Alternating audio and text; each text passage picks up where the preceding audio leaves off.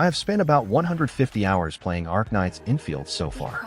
It is a very good game, but there are a bunch of problems that worsen the playing experience. I will be going over some of the problems that the game has and how they could be fixed. The first thing I want to talk about is gear artificing. Every time you artifice a gear piece, you have to consume another gear piece. Crafting these gear pieces costs wooling stock bills, which are pretty valuable right now. So you don't want to burn through your stock bills by crafting too many unnecessary gear pieces. Sometimes the crafted gear pieces may not even be used and end up going to waste. To avoid wasting stuff, you have to keep switching back and forth between the artificing tab and the gear tab. This problem could be solved by allowing players to craft a specific gear piece directly from the artificing tab. This would make the whole process smoother and help prevent unnecessary waste. Another place where the workflow needs improvement is the plant chamber on the DJ. The Grow Again button lets you regrow the plants you previously planted. However, this only works if you already have the required seeds. If you don't have the seeds, you have to go back, extract the seeds, and then manually plant them again. This creates unnecessary friction. The process would be much smoother if the seed extraction could happen automatically when you press the Grow Again button. Next up is the gacha. Now, I want to pull you one, and I have enough pulls to guarantee her. However, I cannot pull for her just yet, because if I do, the expiring tickets that I get from this sign-in event will go to waste. There are two simple ways to solve this problem. Either give all 5 expiring tickets on the very first day, or a better option is to just give us permanent pulls instead of the expiring ones. The time it takes to complete dailies is the next problem. No one really enjoys doing dailies, but we are forced to do them in every gacha game. Compared to other gacha games, we have a lot to do in Endfield every single day. Even if you have set up zip lines, it still takes quite a while. Collecting materials from resource spots takes the longest time.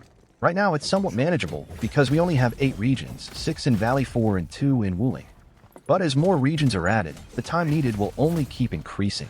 So having a system that automatically harvests these resources will become necessary. The depot node is another daily task that quickly becomes boring and repetitive. To solve this, the game could introduce something like a drone that travels along the zip lines we've already set up and completes deliveries for us. This would save a lot of time and make dailies feel less like a chore. Switching off shared facilities is a feature that a lot of people have been asking for. However, shared facilities have been very helpful to me.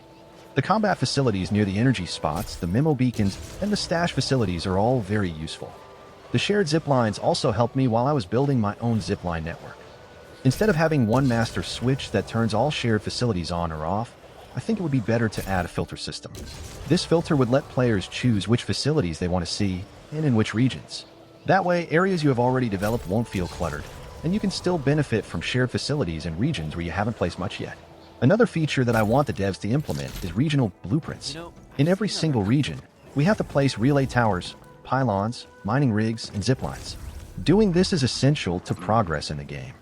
But placing all these facilities takes a lot of time. Many players might not have the time to do all this. So being able to use blueprints here would save so much time. These are the main issues I currently have with the game.